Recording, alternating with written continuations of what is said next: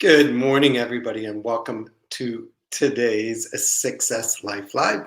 My name is Eric Reed, and I am the host and the founder of Success Life and Success Life U. And I'm so glad you took time out of your morning to jump in and join me for today's lesson. Yeah, we're going to be talking about grief. I know, it's like 8 o'clock in the morning. We got to do this grief thing. Come on. Yeah, we're going to do this grief thing. Bom dia, Greg. Hope you're doing well. And I want to talk about it because it's real and it's happening. And so often we feel like we can talk about the easy things, the fluffy things, the unicorns and cotton candy and having the right mindset and having the right attitude and how we can you know what? It's all part of life. And so I do want to take a moment and welcome you guys in, and I appreciate you showing up. I'm sure some of you had looked at the topic and was like, grief? Grief? Can't wait to see how he pulls that one off. Well, stick around. We will. We will. By the way, if you are not a member of the Mastermind Masterclass Principles of Success, tonight is a sneak peek. You can sneak into the room and check out a special class that we're doing. And so if you want to sneak into the room and you're not a member of the Masterclass series, you're going to say, how can I sneak in? You have to go over to the Your Success Life group and ask one of the members to invite you. I told them I'm not doing the inviting this time. You guys asked for this lesson, the Masterclass members. You gave me permission to open it up, or you asked if you could open it up and invite friends, families, countrymen, team members, workmates, whoever into it. And I said, okay, but you have to do the inviting.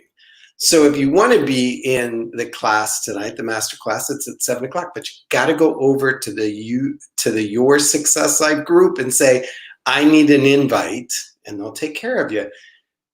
And you're probably like, okay, what am I being invited to?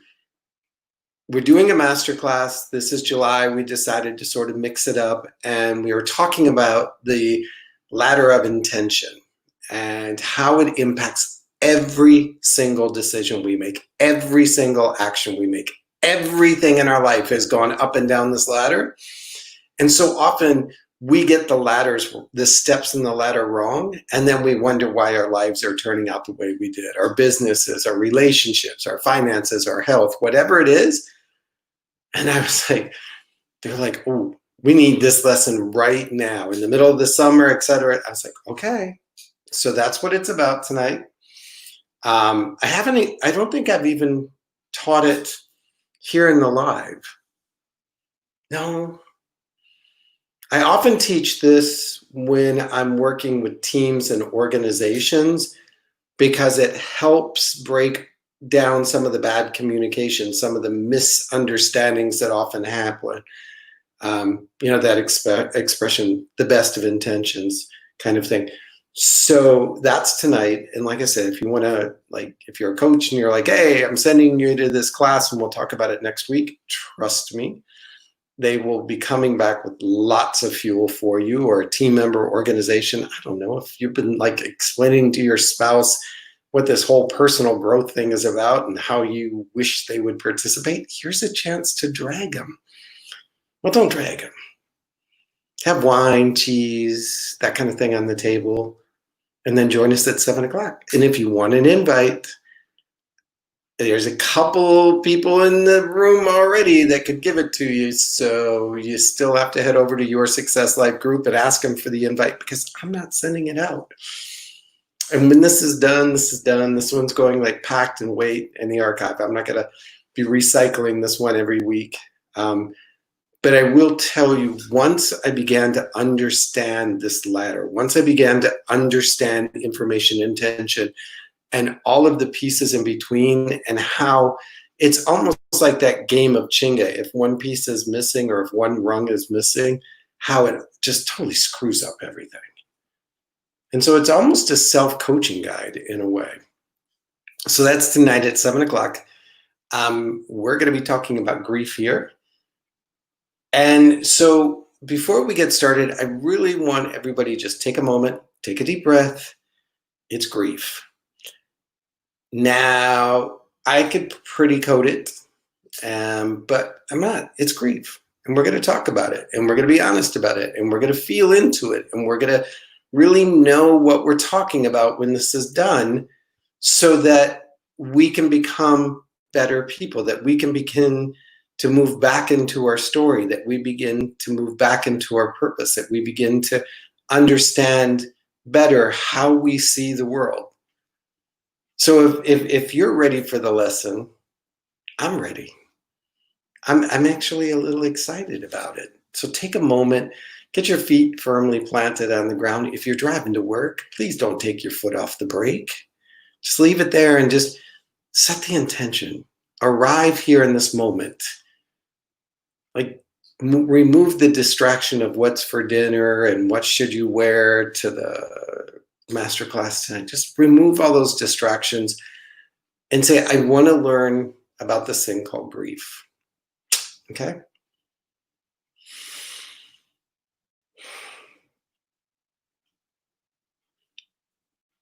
I wanted to bring this grief thing up because whether we recognize it or not, we are all in a process of grief right now. The COVID and the George Floyd incident and the racial and cultural unrest that's occurring in our country and in other countries, the economics, the uncertainty, the schools that are maybe not opening, all of that is a loss process. All of that is a sense of security that has been taken away from us. And we have become distracted with the headlines that we haven't taken a deep breath and recognized that, man, I'm grieving over this stuff. Like, I feel lost, disconnected. So what is grief? Grief is the feeling of absence of something you were once connected to. Now, we often think of grief in the sense of a person having passed away or died or gone to heaven or met the great, like, there's so many expressions we use. But what we don't recognize is that the grief is really that connection to, not the fact that the person is gone, but our connection to that person is gone. That connection to our job is gone. That connection to our community is gone. That connection to our sense of security, that connection to our community and our environment and our freedom and our sense of control, our connection to the innocence that maybe we felt before we saw racial tension in the streets, or racial tension, I'm going to use that word. That connection has been broken or altered, and we weren't expecting it. We weren't prepared for it. It just happened. Even when we're prepared for it, we're not really allowing ourselves to be prepared for it. And so when that tension happens, when that break happens, when that loss of connection happens, we have an immediate response. And it's, and that is the emotion. So let me explain. Emotion is the immediate response. It's the punch in the gut, or in this case, often the punch in the heart. The feeling is the mental being trying to move back into that emotional punch, or recreating that emotional punch, or hanging on to that emotional punch. So we have a moment of grief, that punch, and we have that expression of the emotion. And it often causes us to gasp and take our breath. And then grieving is taking our mental back to that emotion, making a choice to move back into that emotion. And so in this moment that we're all experiencing a large social grief, nobody's talking about the fact that my kid didn't get to graduate with his fourth grade class, or have their end of the year party, or their color wars, and they're like, well, it's just COVID. No, my kid grieved over that. He lost the connection. He had been growing towards that all year long. He was ready to be on the green team, and the green team didn't exist, and blah, blah, blah. And that hit him, and he wasn't prepared for it. Nobody's talked about the fact that when we saw, for instance, George Floyd in the street, there was a feeling, there was an emotional hit, a loss of innocence, a loss of security, a loss of whatever. we're experiencing a lot of punches in the heart right now. And we're taking them because we think that's just part of the new norm, part of where we need to live. And when Elizabeth Kubler-Ross wrote in 1969, Death and Dying, she had given us these 5 things, the denial, the anger, the bargaining, depression, and acceptance. And what's happened over time is that somehow those have been called phases of grief, like the 5 phases of grief. Like first you start out in the infants, then you move to the toddlers, then you move into the youth, then the preteen, and then the women's wear. Even Elizabeth Kubler-Ross, towards the end of her time, she said she had wished that she had explained it better, that it wasn't a phase, that you don't move through it. Instead, there are more reactions, and you can go from denial to acceptance to bargaining to depression and back and forth and all over multiple times in different ways. And so when we try and tell somebody, oh, well, you're in the 5 phases of grief, and right now you're in the denial phase, and then you're going to go through the anger phase, they feel as if they have to go through this process and get to the other side. And as soon as they get to the other side, they're like, yay, I'm done. I'm done grieving. I'm done feeling grief. I'm free of it. No, it's never going to happen. You're never going to be free of it, because that event in your past, you choose to reflect on it. And how you choose to reflect on it calls up an emotion: anger, depression, bargaining, acceptance, denial. How you choose to call up an emotion is how you feel. And so part of the process of healing from grief, or managing or living with the loss, is recognizing that the connection is gone. Like, it's gone. Now, do I honor that connection, that life, that experience, or do I keep trying to rebuild it? And that's where we start to get stuck. That's where people have been saying things like, I can't wait for the new normal. Like, I'm going to take all of the bricks of the building that was demolished and create the exact same kind of building with maybe a little different mortar, and move the windows around that didn't fit before. I'm going to move them over here, and then I'm going to move them over there. That's not it, because you're still connected to the old instead of creating and moving into the present. One of the things that in my coaching experience, I have found that people stop talking about grief. They start talking about that loss, that connectivity, that thing, because, oh, I don't want to be sad Sally, or everybody's tired of hearing my story, or every time I talk about it, it brings up this feeling, and so I'd rather not talk about it. When we stop talking, we stop breathing. Talking is breathing. We have to breathe in, take the air down, think of a way of manipulating the muscles that as that breath comes out, it creates a sound that has a feeling, has an emotion, has a thought attached to it. So talking is the breath of thought. It's the breath of feeling. It's the breath of expression. And so if you're right now like, man, I just don't want to talk about it. I don't want to talk about the job loss. I don't want to talk about the financial security that I've lost. I don't want to talk about the future, or the graduation, or the school, or being able to work from home without having kids climb over my desk and becoming a homeschool mom when I wasn't ever. I don't want to talk about any of that. Your breath becomes shallow. You begin to stop breathing. You begin to cuddle up, and when we don't breathe, our brain doesn't function. Our heart begins to slow. Everything in our body, our biological body, says we don't have air, so shut everything down. Preserve the vital organs and stop everything else. We can't go through life not breathing, just like we cannot go through this period of grief without talking.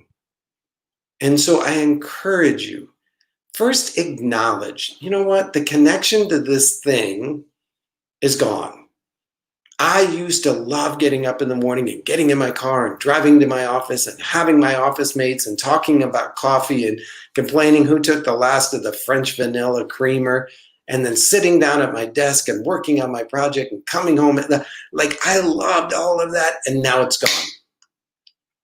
I loved knowing that my kids were in a community where, they were being educated by teachers who were passionate and engaging, and that they had projects. I love, and it's gone. I loved knowing that the job that I had trained my life for, the career that I had built, the direction that I was going was going to bring me to an arrival point that is what I had hoped for.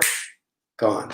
All of that punching and punching and punching and punching that we're feeling, on top of some of us have experienced COVID death or other deaths during this time. I mean, there have been people that have died of natural and accidental causes, non-related to COVID, that haven't been able to been mourned yet because we can't have those gatherings. We can't have that moment of grief, because in all of this going on, it would seem selfish for us to grieve and want to have that when all of this other stuff is happening. And I tell you with all my heart, with all sincerity, talk. Even if you have to walk and talk to yourself, because you're really not alone, but it's a different topic. Get that breath, get that feeling, get that thought. Understand that, as Elizabeth Kubler-Ross said, they are not stages. You're not going to arrive at the other end and suddenly be fixed and back to normal. And, as soon as you hit, the acceptance thing, it's all going to be okay. No, I can accept that my mother physically is not here. I can't accept that she forgot to tell me this family story or that piece of legacy yet. I need to learn and look at the connections. So when I begin to feel that gut, that moment of grief, that feeling of loss, I'm like, okay, what am I trying to connect to? What am I wanting to connect to? What is that connection that I'm seeking that's not there, that's causing this feeling? Because it's not an emotion. Emotions happen quickly. Feelings get created. What is this feeling about? Let me not look at the feeling. Let me look at the thinking. What is it I'm trying to connect to that's not here? Okay. How can I honor that? How can I not replace it, but how can I seek that out in different ways? How can I acknowledge that connection might not exist, but there are parallel connections or similar connections that I can lean into and honor those connections and celebrate those, and then acknowledge the fact that, you know what? I've got siblings that I now get to share the family stories with, and we create our own, and we're moving forward. And how important really were those stories about where this wooden bowl came from? Now the wooden bowl belongs to me, and it's becoming part of our family and part of our family story. So I say all of this because I feel like a lot of us are getting stuck. I feel like I use the expression often when I work with my clients about muddy boots. I feel like we're all walking around with muddy boots. Everything's getting tracked up and dirty, and the boots weigh a lot, and it just becomes a big mess. I think right now, with everything that's sometimes going on around us, the news and the media and just the things we're being hit by, we're going through a period where we're getting a lot of gut punches or heart punches, and we're not taking the time to acknowledge that I'm grieving something. I don't care, even if it's the fact that I'm grieving we didn't get to go on summer vacation. I'm grieving the connection that I establish every summer when we go to the beach and meet our cousins and our uncles and our aunts or whatever it is. There is a loss. And that cord between what I wanted and what I'm experiencing is gone. And I need to just take a moment and recognize it. Because if I don't, it's going to just cause me to stop talking about it. It's going to stop shallow my breath. It's going to shorten my step. It's going to fatigue and wear me. And it's going to build and build and build into a point where I just can't move. And my muddy boots have become covered in concrete. So I want to just, let's be bold enough to acknowledge it. I put off this conversation long enough here on Facebook because I didn't, know, it's a sticky, ugly thing to talk about grief. But it doesn't have to be, because it shows that we, living, breathing human beings, have a story, and our story has people coming and going, events coming and going. That if everything in our life we hung on to, we'd have no room for the new things. And when we look at the long span of our story, when we look at the bigger picture of our story, it's amazing. And so I want to get you back into your story. I want to get you back into your living. I want to get you back into your breathing and talking and telling about who you are. And if grief is a piece of that, then great. Share that too. Encourage others to hear that too. Because it makes up the dynamic, wonderful, amazing person that you are. And without hearing that part of the story, I don't get to understand the other part as well. So remember, talking is breathing. I breathe a whole lot some days by myself on long walks. Try it. Can't hurt, right? All right, I appreciate you guys joining me. Sorry, I just dropped my other glasses. That's the nice part about being old. You often have like 5 or 6 different pairs laying on your desk. It's sad when you tell your kids, bring me my glasses, and they say, which ones?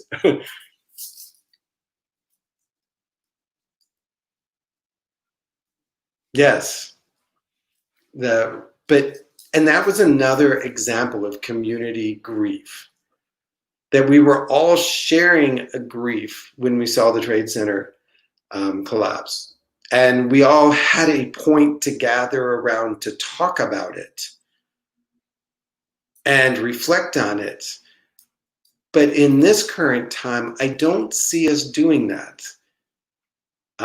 Maybe I'm wrong, but we're still caught up in the process of COVID, the impact of COVID, the social, economic, cultural impact that's happening, the political impact. We're all, debating whether there's masks to wear or not masks to wear, who should wear them, when we should wear them. Like all of that is clouding out the conversation of like, I'm grieving. I'm grieving for people I don't know that have died of a, senseless virus. I'm grieving for families that have been torn apart. I'm grieving for people who haven't been able to acknowledge that grief. It's not a bad feeling. It's an expression of joy in some ways that says I'm a human being, and the fact that I can feel so deeply for something lost must also tell me that I can feel so deeply for something gained. And so I celebrate the gain and I celebrate the loss and I process them because I'm a full person. My kid and I, we've been having a lot of conversations about school and what school is going to look like. And as an adult and as a parent, I'm having one conversation about, the average space allotted for a student. Like if you took the number of students and the square footage of a school, et cetera, it's about 18 to 22 inches.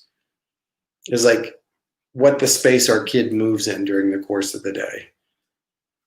What they take up, and now suddenly somebody's saying you've got to turn that into 6 feet. It's like, so you're basically saying triple the size of the school or cut the number of students in half to 1/3.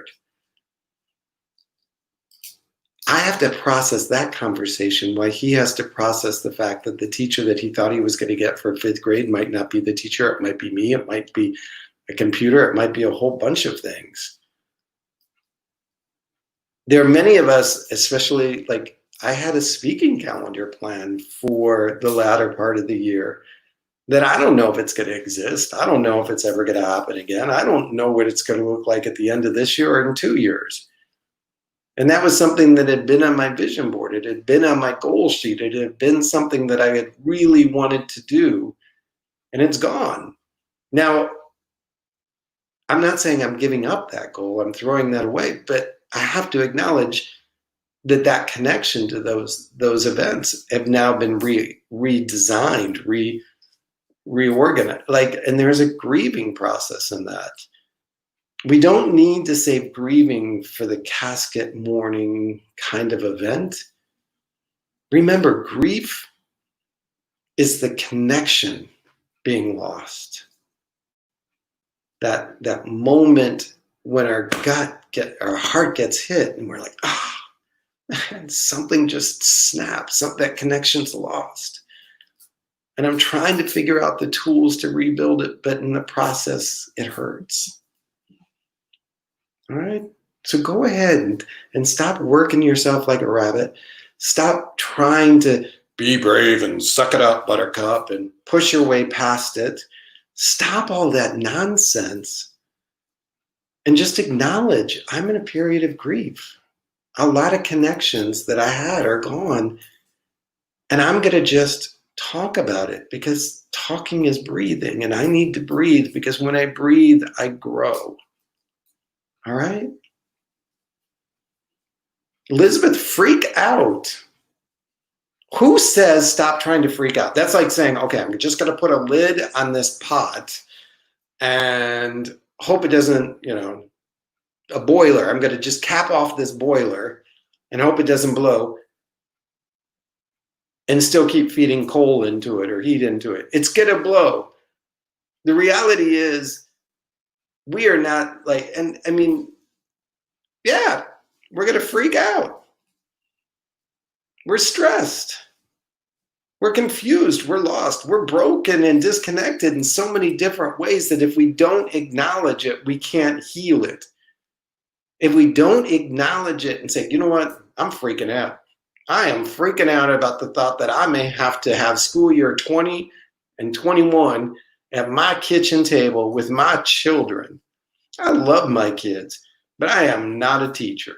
I am not able to do 5th grade math with my son at a level that he could get from somebody that was professionally trained and had spent the last 10 years doing it. And how is that going to fit into my work and my time? And what's it going to look like? I'm freaking out.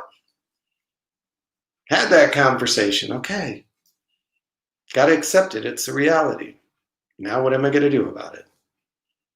And there will be moments I'll come back and I'll freak out again.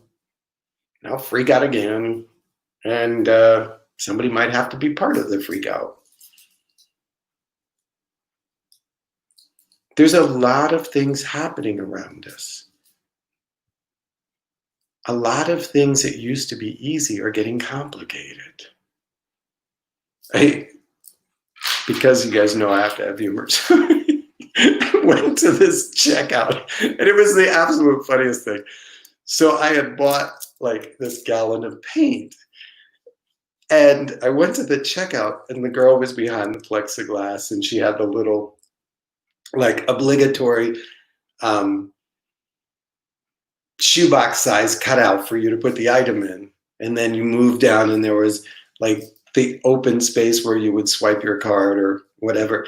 And I get up and I'm like, she's like, I need to scan the paint. I'm like, okay, but I don't know how to make it fit through this little box when it's this big and your little window's like this big. And she walked out from behind the glass or the plexiglass, grabbed the paint can, scanned it, and then handed it back to me. I'm like, you realize this whole plexiglass thing was just thrown in the trash, that you walked out and around it, touched the object, went back, and are sitting there beating on a keyboard with your fingers that you'll be doing all day long. At some point, you'll probably rub your eye or whatever. I'm just internally laughing okay, this is just crazy.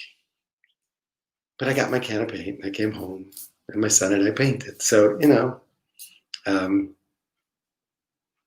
we've got to accept that we're under stress and then manage it.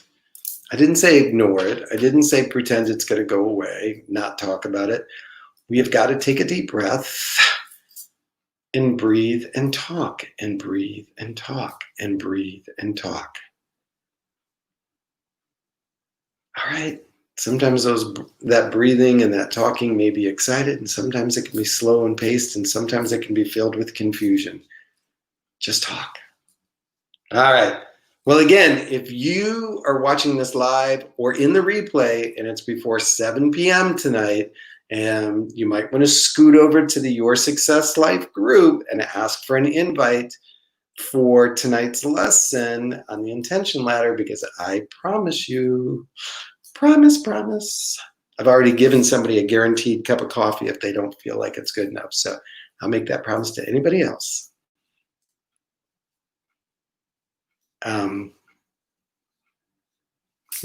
We'll be here, Elizabeth. We'll keep talking. Hey, Laura, I have seen you. Good morning. Walking in faith is now very real. Yeah. It's interesting because, and by the way, you guys, I'm done with the lesson if you have to jump. So I've been doing a lot more walking, which is like my thing for me to get clear. And the other day, I did what's called mindful walking instead of just walking or like seeing how fast I can get around the loop at the lake. I visually tried to identify different kinds of trees, and then I would rub my hand on the bark and then I would smell it. And I was trying, in a sense, to be mindful of the environment around me. So it required me to visually look for different kinds of tree bark, and then tactily, by feeling different kinds of tree bark and then processing it by smelling the different kinds of tree bark, it brought me and grounded me in the present moment. And often that's what needs to happen when we're feeling that out of control, when we're feeling that unknown, when we're feeling freaked out. It's because we're racing into a place that we don't know, and we're losing contact with the place that we're in. And so by bringing that mindfulness into that walk, be present in the place you're in, it became, I had to focus on where I was at, not like the 10,000 things that were on my desk that may never get done. So if you're feeling that way, try it. Just, like I said, find a path in the woods or find a walking trail that's near your house or something, and look for the different colors of bark. Look for the different textures of bark. Look for the different ages of trees and bark. And then just close your eyes and feel them. Smooth, bumpy, rough. And then smell them. And it, like, do I smell earthiness? Do I smell sweetness? What do I smell? And then how does that smell make me feel? And why don't I notice the smell when I'm walking past the tree? What would it be like if I started to notice the different kinds of trees that I walk past as I'm trying to like hit my Fitbit number? And how would that make me feel, to feel centered in the place that I'm at for a change, instead of racing through the places that I'm trying to get to?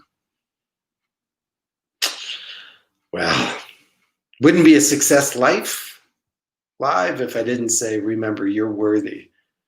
You are worthy to live your life fully, deeply, and connected to. So don't let it go. Don't let it go. All right? And I will see some of you tonight at 7 o'clock. The rest of you, I will see when we see. All right. Bye-bye. Have a good afternoon, everybody. Bye-bye.